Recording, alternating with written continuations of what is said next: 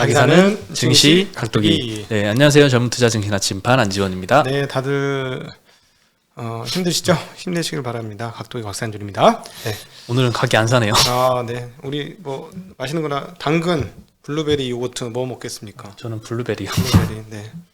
네. 정신 차리고 물을 잘 먹겠습니다. 물을 많이 마셨으니까 이제 좀 뻑뻑한 걸 좀 먹어야 되겠어. 네. 하도 물을 와, 오늘이 아마 거의 올해 들어서 거의 역대급으로 빠진 거 아닙니까? 올해 그렇죠. 중에? 아, 오늘 뭐 다 빠졌어요. 굉장히 많이 빠지던데. 약간의 정말? 업종을 제외하고는 다 빠졌어요. 그리고 저가 갖고 있었던 것 중에 실적 기가 막히게 나왔고 모멘텀 하나 터진 게 있었어요. 네. 옛날 같았으면 상한가 가야 돼. 1% 상승으로 끝났어. 아, 그래요? 네, 옛날 같으면 진짜 상한가 가야 되는 거거든. 야, 드디어 터졌구나 이러면서 와 막 이랬는데 보합. 그 정도였으니까 오늘 장세가 어땠는지. 그리고 뭐 모든 호재를 다 누른 장이었잖아요. 뼈도 못 치르게 떨어지더만. 네. 지금. 그리고 사실은 조금 어제 우려됐던 게 당연히 이제 반대 매매가 나오면서 신용 잔고가 떨어질 거라고 봤거든요. 네. 근데 어제자로 신용 잔고가 더 오른 거 아세요? 어제자로요? 어제는 사실 상승했잖아요, 시장이. 네, 그러니까 어제자로, 그러니까 이게 사실 레깅이 있는 거죠, 레깅. 신용 잔고는 한 네. 3일 정도 레깅이 있으니까 한 3일 전 기준으로 양심 합쳐서 25조를 돌파하는 모습이에요. 네, 그렇죠. 근데 지금 70조니까 한 5%쯤 내외 좀 되는데, 과거 고점을 제가 오늘 계산을 한번 해봤어요. 과거 네. 이제, 막 풀로 찼을 때가 언제냐라고 보니까 대략 한 40%. 고객 예탁금 대비, 신용 잔고가 40%, 제가 그때 그림으로만 봐서 러프하게 한 50% 말씀드렸는데 50% 아니고, 한 40% 되면은 신용 반대 매매가 그때 이제 장이 신용 반대 매매 쏟아지기 직전 고점이야. 네. 신용 고점인데 그 이후로 보통 장이 안 좋은 경우가 많았거든요. 근데 네. 이번에는 한 35% 정도였고, 그 다음에 작년도 3월 19일 다 털려서 아무것도 안 남았을 때. 네. 그래서 그때가 7조였어, 7조. 네. 그 몇 년치 최저 신용이었는데요. 그때가 20%였습니다. 20에서 40 왔다 갔다 하네요. 네, 20에서 40 레인지라고 보시면 되겠는데 지금 한 36% 정도라고 보셔야 될 것 같아요. 그래서 결국은 이 신용 매물이 터지는 게 끝나야 우리는 저점을 볼 수 있지 않을까 하는 생각인데, 오늘 오후 2시부터 주가가 더 빠졌죠. 네. 그러니까 추정하기로는 오늘 반대매매 물량이 좀 나온 게 아닌가 하는 생각은 조금 드네요. 네. 일단 오늘은 어저께 상승했기 때문에 신용 반대 매매보다는 뭐 CFD 물량이나 이런 것들은 있을 수 있을 것 같고, 내일 만약에 또 빠지면 이제 그 다음 날부터는 이제 반대 매매 물량이 본격적으로 나올 수도 있을 것 같습니다. 그렇지. 여기서 한 방 더 빠지면. 네. 예, 아직까지는 반대 매매가 시장에 끼치는 영향은 아직은 드러내지 않은 것 같고, 그 다음에 이제 왜 이렇게 빠졌다고 보세요? 일단 어저께 의사록 공개가 좀 가장 크지 않았나 싶습니다. 뭐 중간에 북한 얘기도 나오긴 했는데요. 그거는 뭐 큰 이슈는 아닌 것 같고요. CS에서 환율도 1,200원까지 간다라고 전망을 했고, 그리고 일단 어저께 의사록 공개를 된 내용을 보면은 원래 이제 테이퍼링을 실제 실시하는 시점에 대해서 내년 상반기 전망이 많았잖아요. 네. 이제 완전하게 전망도 돌아선 것 같아요. 올해 안에는 한다. 물론 뭐 연말 끝자락에 할 수는 있을 것 같은데, 하나증권에서도 이제 컨센을 바꿨더라고요. 내년 상반기에서 올해 12월로. 네, 의사록에서도 그 내용이 명시가 돼 있고요. 그리고 이제 메모리 반도체 다운사이클 영향이 아직도 있는 것 같은데요. 삼성전자 아직도 외국인이 매도를 하고 있더라고요. 네. 그 외국인 매도가 사실 직접적인 수급 영향인데, 이렇게 많이 빠진 건 지난주에 메모리 반도체 다운이 시작된 기점이랑 외국인 매도가 이렇게 지나치게 시작된 기점이랑 좀 비슷한 것 같아요. 최근에 한 8거래일 동안 외국인이 한 8조 정도 팔았거든요. 네. 그게 딱 메모리 반도체 파는 거랑 일치하고요. 그리고 이제 어디 업종을 제일 많이 팔았냐? 전기전자, 그리고 제조업. 여기는 반도체 업체들이 많이 소속되어 있는 업종입니다. 네. 여기서 대략 8조 원 넘게, 전기전자는 8조 5천억 정도 매도를 했거든요. 그리고 다른 데서 별로 매수한 것도 없고요. 그래서 메모리 반도체 다운사이클 영향이 좀 큰 것 같고요. 여기에 대해서 아직 멈추지 않았는데 외국인 매도가 어저께 의사록이 한 번 더 터트린 게 아닌가 싶은데요. 근데 앞으로는 어떻게 될 것인가를 보면은 잘 모르겠어요. 일단 9월 FOMC 혹은 정말 빠르면 이제 8월 잭슨홀 미팅에서 또 하나 테이퍼링 관련된 시점이 또 한번 논의가 될 것 같은데 그게 나오면은 이제 소문에 팔아서 뉴스에 사는 그런 현상이 나타날 수도 있다라는 전망도 많이 나오고 있습니다. 지금 이런 꼴이죠. 술 냄새 맡고 취해갖고 쓰러진 거야. 네. 술 냄새만 맡고 취했어.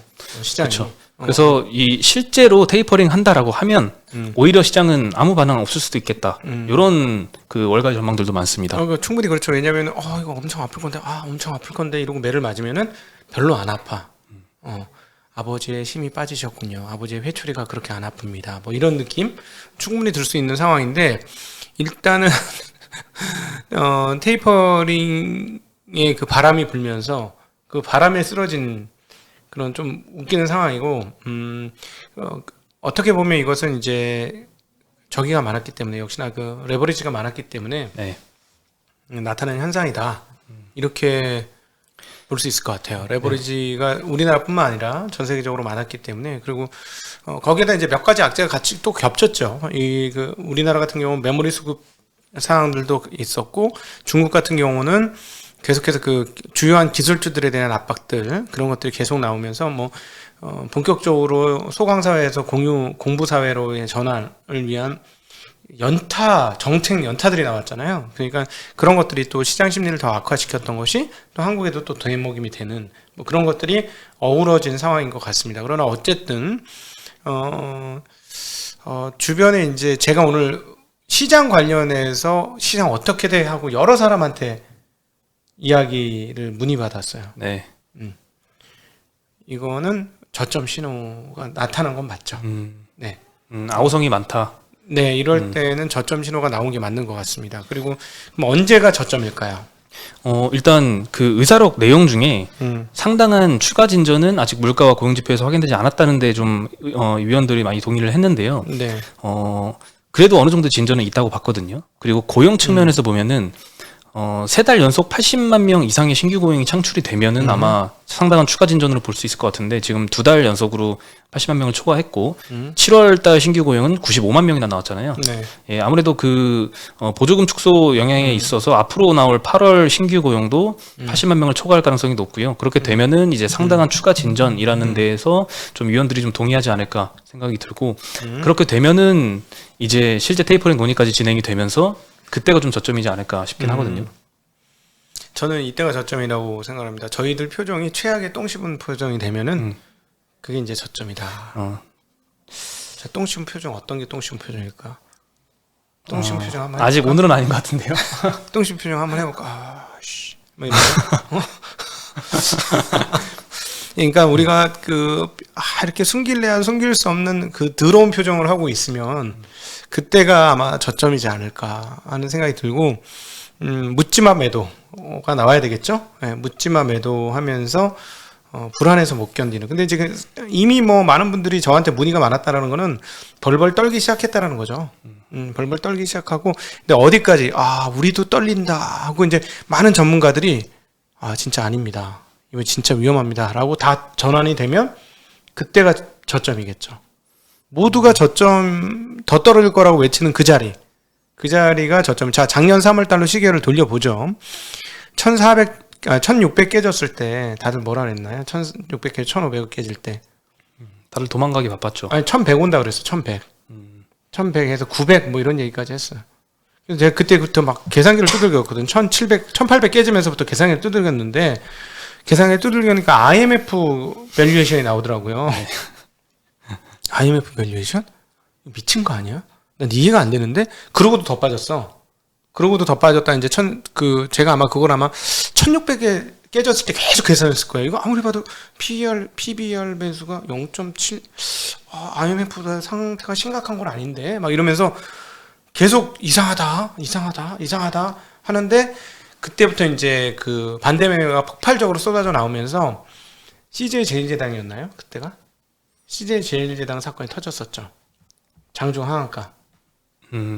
장중 하한가 터졌죠. 이거는 이번에는 그러진 않을 겁니다, 여러분. 이번에는 물론 레버리지가 많이 써졌기 때문에 일부 토해지는 물량이 나오면 뭐 의외의 어떤 일이 터질지는 가봐야 알겠지만 그 정도 수준의 악재가 아니에요.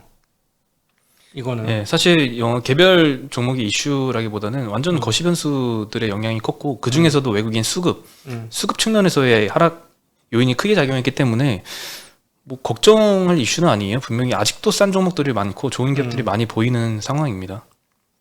아니 뭐 이렇게 얘기하는 거 보니까 아직 바닥이 좀 먼 것 같은 느낌인데. 그런데 원론적인 얘기를 하네. 아 좋겠습니다. 아씨 하고 막 욕하고 막 이래야 되는데 욕이나 하시죠. 막 이러면서 뭐 책상 때리고 막 이렇게 돼야 아직 진짜 바닥이 아닌가 봅니다. 책상 때리고 막 아이씨 내가 이런 심정. 내가 주식을 왜 했냐. 주식 무주식이 상팔자다. 이런 얘기 나오면서 내가 다시 주식을 하면 손가락을 다 끊어버릴 거야. 막 이런 거친 표현들. 이런 것들이 맞아 그럴 걸 하면서 이제 받아들여는 이 시점이 이제 거의 바닥 국면인데, 근데 작년 제가 말씀드리고 싶은 건 작년 3월하고는 전혀 상황이 다른 거예요. 이거는 고공행진으로 가서 과열이 될까봐 과열을 방지하기 위한 조치를 할 것이냐 말 것이냐가 테이퍼링입니다. 물론 이제 금리 인상도 그런 거지만, 근데 과열 방지 전에 뭔가를 행동을 하겠다라는 거예요. 나중에 되면 너무 늦을까봐. 그리고 지금 한 것도 아니고 나중에 하는 건데, 이거를 작년 3월 달처럼 뭐 반대 매매가 나오고 또 나와서 막 그 우량 주식이 장중에 그 반대 물량 때문에 하한가를 맞고 이러는 거 있잖아요. 그럴 상황은 아니에요. 저 일단 어디가 저점일지에 대한 힌트를 한번 유추해 볼 수 있는 통계를 한번 보여드릴 텐데 그에 앞서서 일단 CES에서 1,200원 환율 전망을 냈거든요. 네. 요거 한번 말씀을 드리면요. 외국인의 주식시장 이탈 그리고 델타 변이 확산이 한국 경제 둔화에 대한 전망을 강화하고 있다라고 분석을 하면서 이렇게 전망을 했는데요. 이번 원화 약세에 대한 우려는 아시아 전환 현상의 일부다라고 소개를 하고 있습니다. 상반기에는 굉장히 수출 실적 굉장히 강하게 나왔고요. 확진자 수도 잘 안정적으로 통제를 했습니다. 그런데 이제 하반기 들어가지고는 거시 지표가 악화되면서 확진자도 빠르게 늘면서 이렇게 전환이 되는 과정이라는 의미인데요. 지난 7월에 중국 정부 규제 때문에 외국인 이탈 유발하면서 중국 시장에서 나타났던 위안화 약세를 닮았다라고 비교하면서 원화 약세에 대해 설명을 하고 있습니다.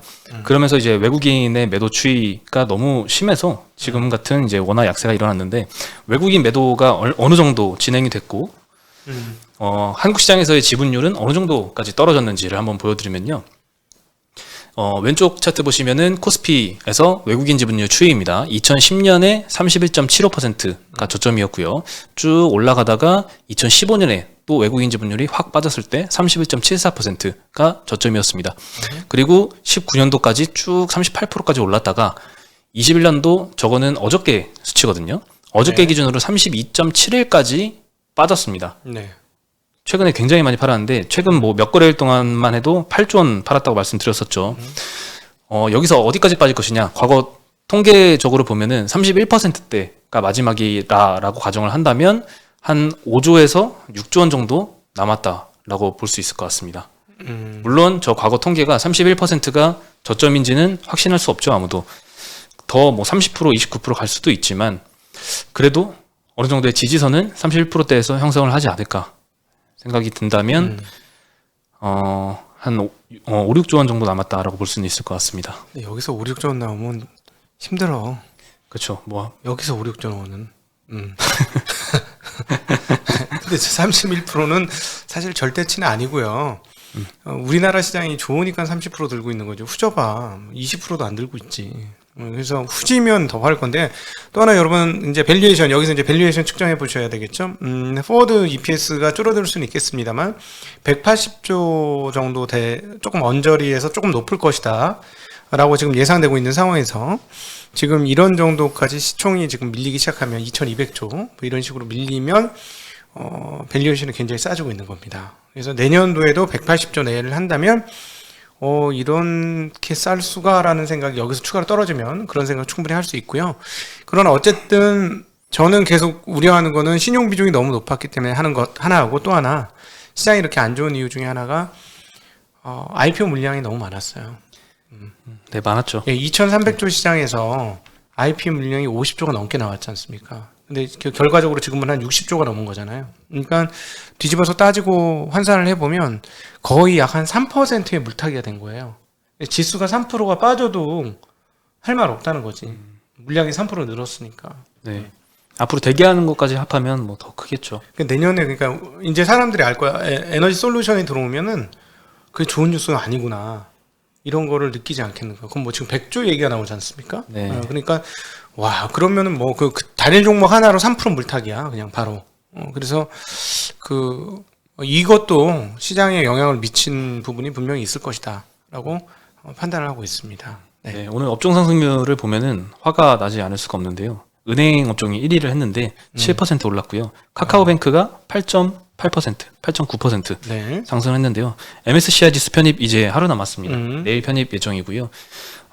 화가 난다는 건 안 갖고 있다는 얘기시네요. 안 갖고 있고 네. 그리고 연기금이 이 상장 이후로 카카오뱅크만 4천억 샀습니다.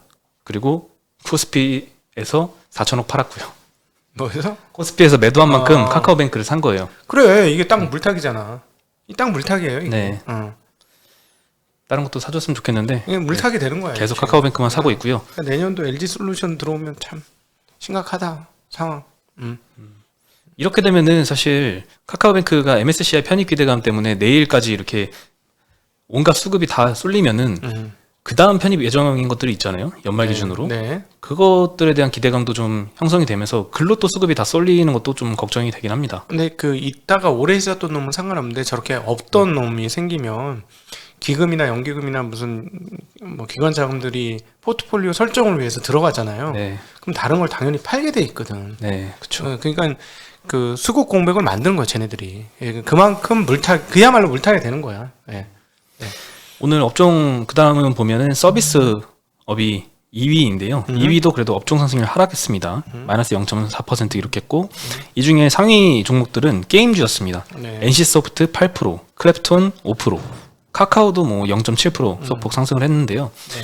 게임주 같은 경우에는 가뭄의 단비였는데 NC소프트 김택진 대표가 오늘 리니지 W 출시를 기습 발표를 했습니다. 온라인 쇼케이스를 통해서 리니지 출시 이후에 24년간 쌓은 모든 것을 집대성했다라고 얘기하면서 자신감을 드러냈습니다. 리니지 M과 리니지 2M이 지금 카카오 게임즈의 오딘한테 순위가 지금 밀렸잖아요. 네. 그 이후에 이제 어닝 쇼크까지 겹치면서 주가가 지금 지속적으로 연초부터 뭐 계속 떨어지고 있는데 네. 여기에 이제 그만큼 리니지 이번에 나올 W에 총력을 기울인 걸로 보입니다. 리니지 W의 W는 월드와이드의 약자이거든요. 세계적인 뭐 이런 뜻인데요. 이때까지 게임을 할 때 채팅을 하면서 게임을 하잖아요, 보통. 네. 그러면 이제 한국은 한국 사람들끼리 하잖아요. 외국 사람들이랑 언어가 안 통하니까 각 지역 나라에서 자기네끼리 이렇게 했는데 요걸 AR을 통해서 이 장벽을 부셨습니다. 미국에서 예를 들면 한국에서 채팅을 고고고라고 치면은 네. 자동으로 G5라고 번역이 됩니다. 그러니까 어. 기억 이렇게 엔터 치면은 G5라고 번역을 떠가지고 이제는 장벽이 없어진 거죠. 어느 나라 사람하고 같이 게임을 하던 간에 소통에 무리가 없이 AI를 통해서 실시간으로 전 세계 언어를 야. 순식간에 번역을 할 수 있는 이런 체계를 만들었다고 합니다. 자신감이 드러날 만한 것 같아요. 그럼 각방꿀 이런 건 어떻게 번역하지? 그걸 어떻게 번역해? 자기네들끼리 통하는 말들이 있을 텐데. 그러게요. 자기 길드끼리 뭐 이렇게 통하는 말들 있잖아. 각 리버스 허니 뭐 이렇게 번역할까? 야, 참 골때리네. 그런 것도 할래나? 신기하네요. 그 애들끼리 짧게 얘기하는 뭐 영어로도 짧게 얘기하는 것들이 있을 거 아니야. 네. 응? G 뭐 이러면 야 이 개야 할 때 GGGG 뭐 이렇게 하는 거 있잖아. 그리고 또 게임할 때는 특히나 워낙에 이 야거나 뭐 이런 것들 많이 쓰잖아요. 그러니까. 우리나라만의 문제는 아닐 텐데 근데 그거를 당연히 모를 리가 없겠죠. 많이 쓰는 용어들은 다 알아서 AI 번역을 등록을 해주겠죠. 해놨을까? 그러겠죠. 네. 그래서 기억도 번역을 했잖아요. 네, 마찬가지로 다 이렇게 대응할 것 같고 네. 다만 우려됐던 거는 확률형 아이템 부분입니다. 요거에 대해서도 굉장히 논란이 많으면서 주가 하락을 초래를 했었는데요. NC소프트 측에서는 사실 그 확률형 아이템은 이 수익 모델에 대해서 북미하고 유럽에서는 좀 선호를 하지 않고 있는 수익 모델인데 네. 이거를 의식해서인지 글로벌 시장에 맞춰서 리니지 W 비즈니스 모델을 새롭게 설계했다라고는 밝혔는데 정확히 이번 쇼케이스에서는 요에 대한 구체적인 내용은 따로 없었습니다. 근데 뭐 기대감이 형성돼서 오늘 NC소프트 8% 올랐고요. 네. 펄어비스도 7.8%. 크래프톤은 요즘에 계속 좋습니다. 5% 상승해서 이제 공모가 따라 잡은 모습입니다. 그리고 2차 전지도 굉장히 방어를 잘 한 업종에 소속 속해 있는데요. 네. 대신증권에서 첨보 리포트가 나왔습니다. 대신증권 한상원연구원이 목표가를 24만 원에서 34만 원으로 대폭 상향을 시켰고요. 작년에 1,560톤에 불과했던 2차 전지 소재 생산 능력이 26년도가 되면 2만 7천 톤까지 급증하면서 네. 매출액이 1조 원에 근접할 것이다. 이렇게 의견을 내면서 오늘 첨보가 6% 상승을 했고요. LNF 1.2%, 에코프로비엠 0.16%, 나노신소재 7% 상승을 했고요. LG화학은 오늘 방어를 잘했습니다. 마이너스 네. 0.2%, 삼성 SDI는 마이너스 2.3%, SK이노베이션은 마이너스 4% 기록을 했습니다. 네. 그리고 2차 전지 관련된 뉴스 중에서 SM랩이라는 회사가 있는데요. 네. 배터리 용량을 기존 대비 16%나 늘릴 수 있는 새로운 양극재 개발했다라는 소식에 이 지분을 갖고 있는 창투사들 두 업체가 오늘 주가가 상승을 했는데요. SM랩이라는 회사는 그 유니스트라고 하죠. 여기 에너지화학공학과 교수님이 2018년도에 창업해서 누적으로 한 600억 넘는 투자금을 유치를 한 회사입니다. SM랩은 배터리 가격의 40%를 차지하는 비싼 이 코발트 함량을 기존에 한 5% 이상 썼는데 이걸 1% 미만으로 줄였다고 하고요. 니켈 함량은 90%에서 98%까지 끌어올린 새로운 양극재를 개발을 했다라고 밝혔습니다. 예. 결과적으로 같은 생산 단가로 만들 수 있는 배터리 용량과 주행거리가 양극재 100kg 기준으로 16% 정도 늘어났다고 하고요. 네네. 이 개발한 교수님에 따르면 이제 경쟁자 대비 한 2년 앞서서 개발에 성공했다고 하고 내년 초에 양산을 하겠다라고 하고 있습니다. 저희 안정성이 문제거든요. 코발트 네, 그렇죠. 비중이 떨어지면 안정성이 떨어지고 니켈 함량이 늘어나면 뻥뻥 터지거든. 네, 그걸 잡았다는 얘기가 되겠네요. 그렇다고 볼 수 있겠죠. 네, 근데 네. 뭐 확인은 해봐야 되겠습니다만. 그렇죠. 만약에 그렇다면 뭐 상당한 진보고 그냥 무조건 늘리는 거는 꼭 답은 아니니까. 네, 그렇죠. 코발트 뭔가 안정성을 하면서 늘렸다는 얘기가 되겠지. 네. 예. 이 회사에 지분을 투자한 DSC 인베스트먼트는 6% 상승했고 네. SV 인베스트먼트도 1.6% 상승을 했습니다. 네. 네, 그리고 오늘 백신 관련된 회사들이 전반적으로 그래도 약세를 보였는데 SK바이오사이언스만 상승을 해서 마무리를 했습니다. 네. 이제 백신 여권 관련된 소식이 삼성전자한테 나왔는데요. 삼성페이를 활용해서 백신 여권을 도입을 한다라고 합니다.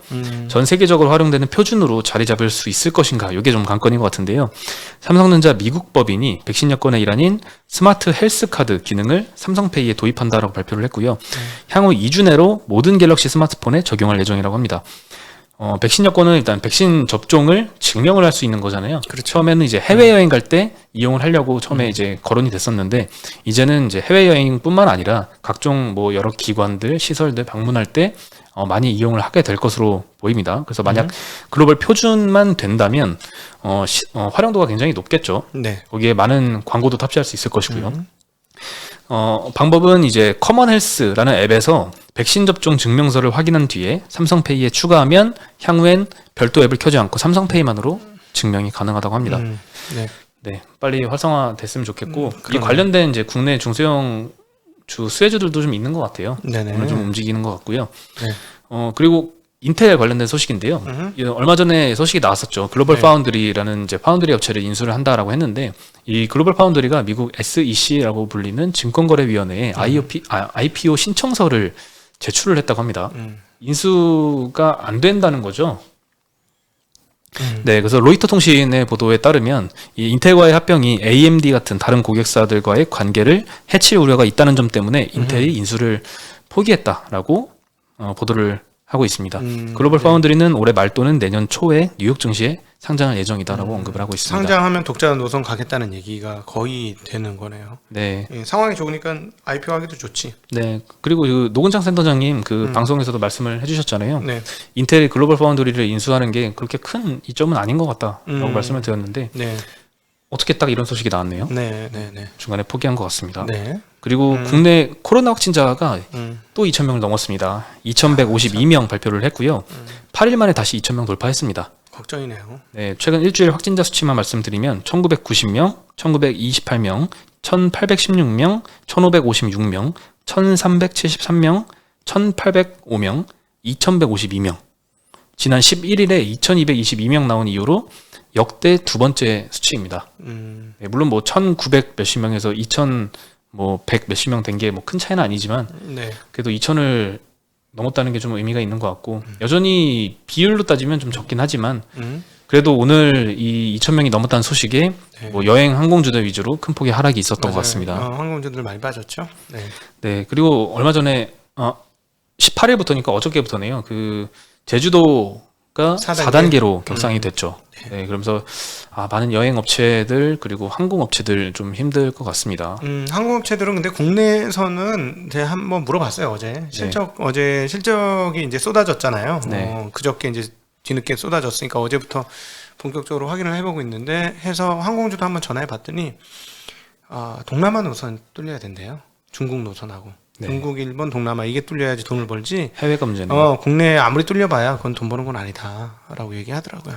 네. 네, 그리고 그래서 굉장히 어려울 거고 아마도 굉장히 한계 상황 속에 있는 기업들이 많을 거고 이 상태로 지금 분위기는 봐서 올해 연말까지 갈 거니까 한계에서 그냥 주저앉는 기업들도 생길 가능성은 크지 않겠냐라고 물어봤는데 대답은 못 하는데 좋지는 않습니다.